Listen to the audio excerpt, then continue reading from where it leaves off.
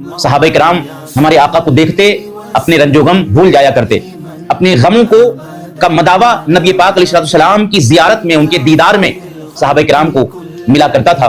عزیزان مکرم، ہمارے آقا کی شان کیا ہے، ان کا حسن و جمال کیا ہے؟ حضرت ابو ہریرہ فرماتے ہیں نبی اکرم علیہ السلام کا حسن و جمال ایسا تھا کہ ما رأیت شیئا احسن من رسول اللہ صلی اللہ علیہ وسلم کأن الشمس تجری فی وجہہ، او کما قال۔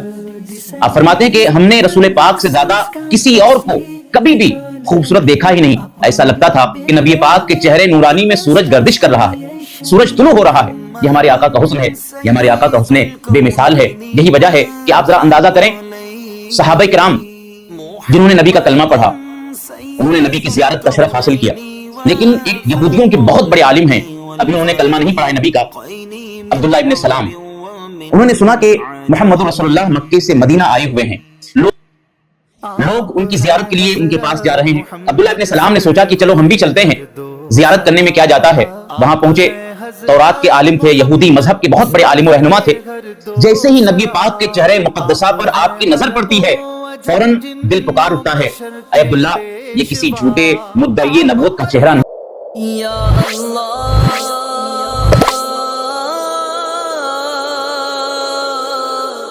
سرور کہوں کہ مالک و مولا کہوں تجھے، باغ خلیل کا گلے زیبا کہوں تجھے، اللہ رے تیرے جسم منور کی تابشیں، اے جانے جاں میں جانے تجلا کہوں تجھے، تیرے تو وصف عیب تناہی سے ہیں بری، یا رسول اللہ تیرے تو وصف عیب تناہی سے ہیں بری، حیران ہوں میرے شاہ میں کیا کیا کہوں تجھے۔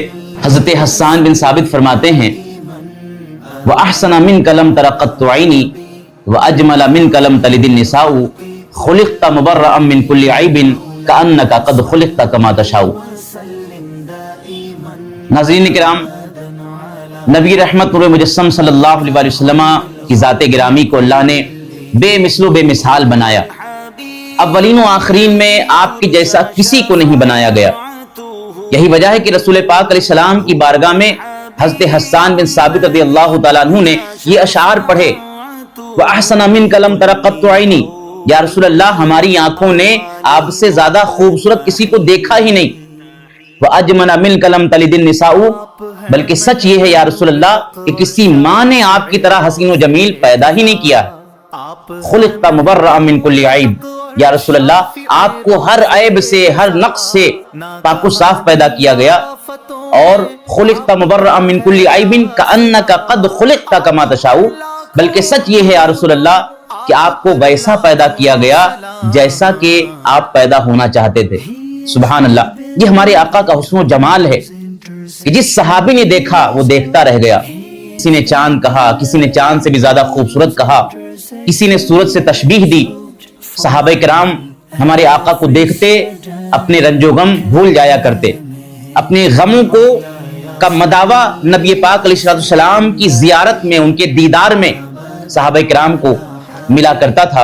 عزیزان مکرم، ہمارے آقا کی شان کیا ہے، ان کا حسن و جمال کیا ہے؟ حضرت ابو ہریرہ فرماتے ہیں نبی اکرم علیہ السلام کا حسن و جمال ایسا تھا کہ ما رأیت شیئا احسن من رسول اللہ صلی اللہ علیہ وسلم کأن الشمس تجری فی وجہہ، او کما قال۔ آپ فرماتے ہیں کہ ہم نے رسول پاک سے زیادہ کسی اور کو کبھی بھی خوبصورت دیکھا ہی نہیں، ایسا لگتا تھا کہ نبی پاک کے چہرے نورانی میں سورج گردش کر رہا ہے، سورج طلوع ہو رہا ہے۔ یہ ہمارے آقا کا حسن ہے، یہ ہمارے آقا کا حسن بے مثال ہے۔ یہی وجہ ہے کہ آپ ذرا اندازہ کریں، صحابہ کرام جنہوں نے نبی کا کلمہ پڑھا، انہوں نے نبی کی زیارت کا شرف حاصل کیا، لیکن ایک یہودیوں کے بہت بڑے عالم ہیں، ابھی انہوں نے کلمہ نہیں پڑھا ہے نبی کا، عبداللہ ابن سلام۔ انہوں نے سنا کہ محمد رسول اللہ مکے سے مدینہ آئے ہوئے ہیں، لوگ ان کی زیارت کے لیے ان کے پاس جا رہے ہیں۔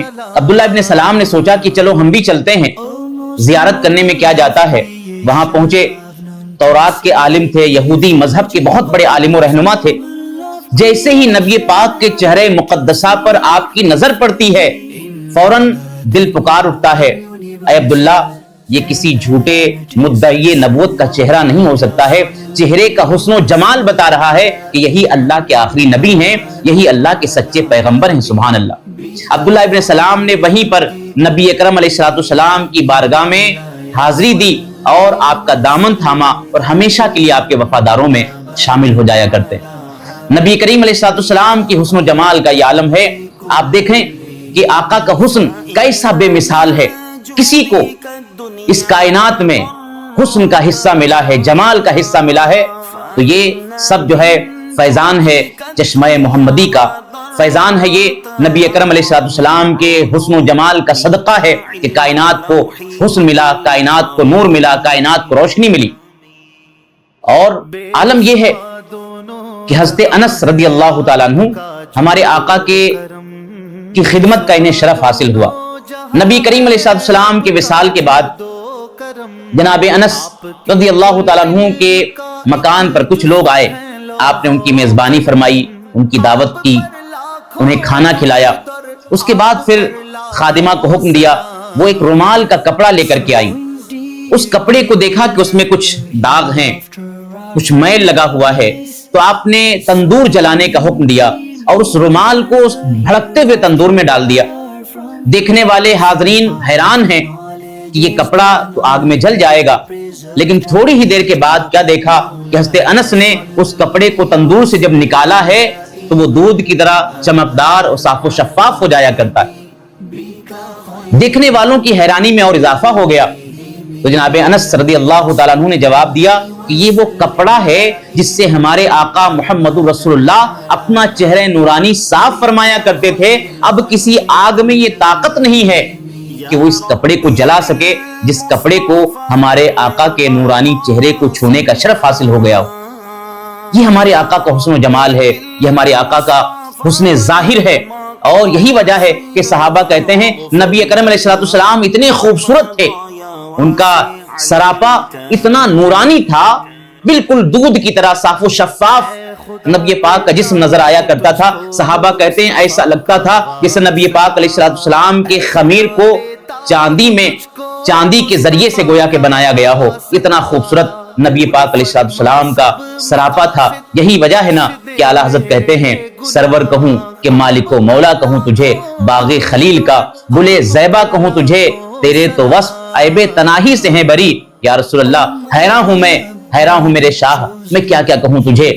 اور کہنے والے نے کہا ہے رخ مصطفیٰ ہے وہ آئینہ کہ اب ایسا دوسرا آئینہ نہ دکان آئینہ ساز میں نہ کسی کی بزم خیال میں.